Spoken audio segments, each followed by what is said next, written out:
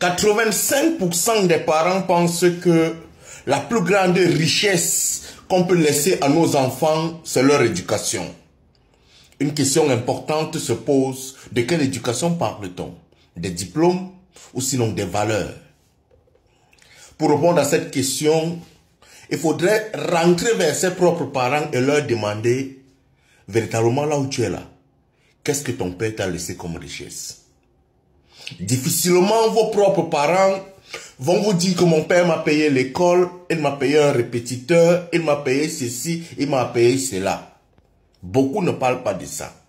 Mais il se rappelle du fait que lorsqu'il est en train de faire un choix, il se rappelle que son père lui avait dit que lorsque tu veux faire un choix, il faut faire ceci, il faut faire ceci, il faut faire cela. Lorsqu'on veut te nommer un poste de responsabilité, il faut savoir que tu es un homme digne, tu es un homme de ceci, tu es un homme de cela. Ses parents se rappellent de l'éducation de leurs parents. Ils se rappellent des valeurs que leurs parents leur ont transmises. Comment donc avoir les valeurs de nos parents? Lorsque aujourd'hui dans les générations actuelles, une personne vient m'écrire qui sort à 6 h du matin et rentre à 22 h. Ce qui veut dire que toute sa direction et tout son succès dans la vie, c'est avoir l'argent.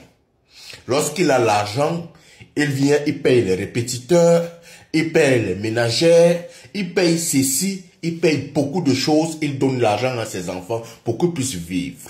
Monsieur, lorsque demain vous ne serez pas là, qu'est-ce que les enfants retiendront de vous?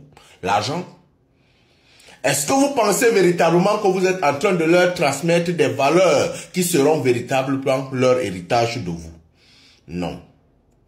Beaucoup de nos parents aujourd'hui, nous avons pris notre cerveau, nous l'avons concentré à pouvoir chercher l'argent afin de remplir les besoins de nos enfants. Mais nous faisons erreur. J'ai fait cette erreur. Au départ, je croyais que l'enfant, c'est l'argent, mais non. L'enfant, c'est aussi la joie de vivre. L'enfant, c'est la transmission des valeurs. L'enfant, c'est la présence du père. L'enfant, c'est la présence de la mère. L'enfant, ces deux présences créent une connexion et un équilibre psychologique.